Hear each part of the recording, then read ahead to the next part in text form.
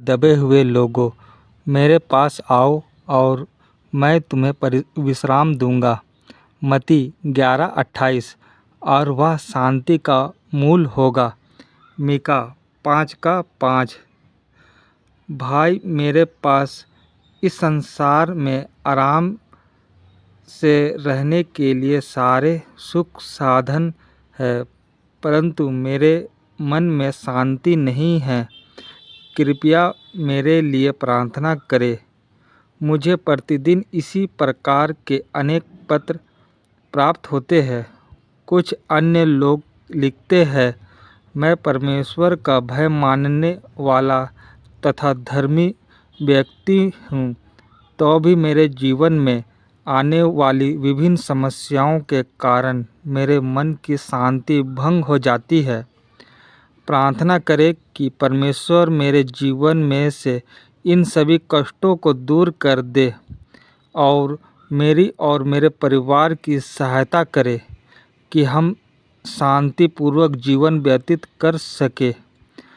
तो इन सब लोगों के लिए जो किसी कारणवश अशांत जीवन जी रहे हैं, मैंने इस इच्छा सहित यह विशेष प्रार्थना लिखी है कि वे लोग जो इस प्रार्थना को करें, वे उस शांति को प्राप्त करें जो समझ से परे है।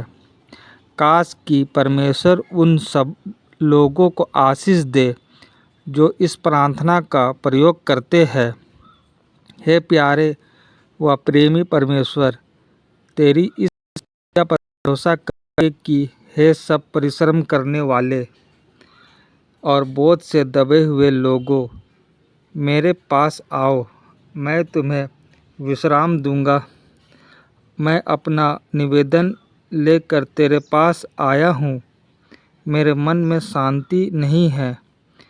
मेरे परिवार में और कार्यस्थल में बहुत सी समस्याएं हैं। जब भोर होती है तो मैं कहता हूँ, यह दिन क्यों आ गया? मैं आज उठने वाली सारी समस्याओं का सामना कैसे करूँगा? और जब रात होती है तो मैं दिन भर के कष्टों के कारण बोझिल हो जाता हूँ और अगले दिन की चिंता करने लगता हूँ। इस कारण मुझे नींद भी नहीं आती। मैं अपनी खाट आंसुओं से भीगता हूँ। प्रति मेरा रोना भीगता। मुझे अपने परिवार के सदस्यों की चिंता है। मैं उल्लू के समान रोता हूँ।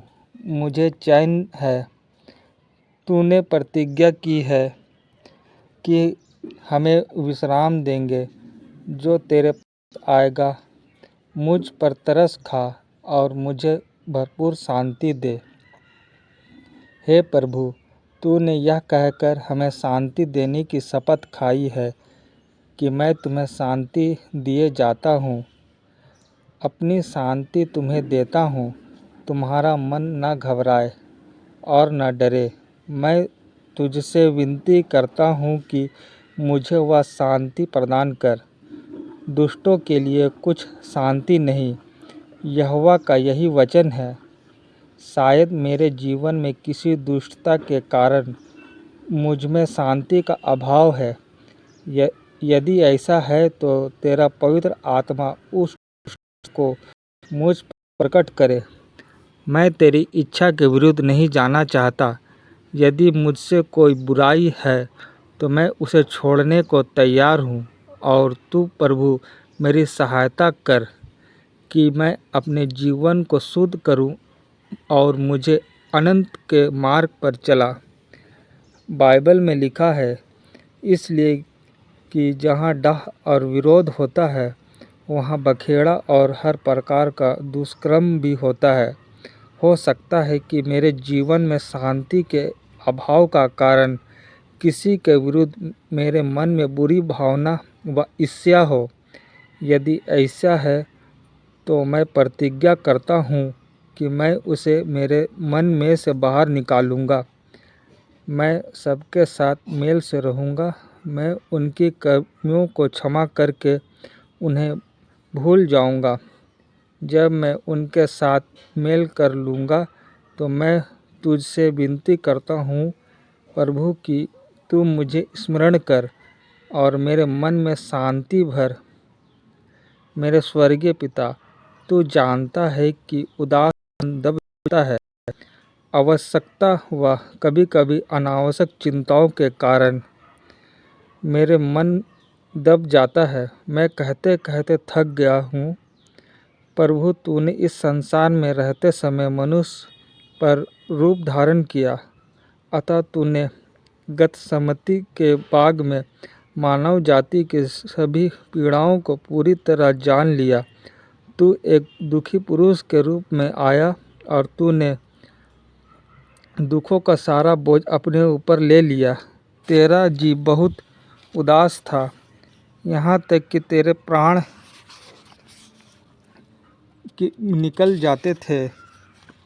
अतः मुझ पर तरस खा और मेरे सभी दुखों और सभी चिंताओं को दूर कर, मेरे जीवन की सारी आवश्यकताओं को पूरा कर।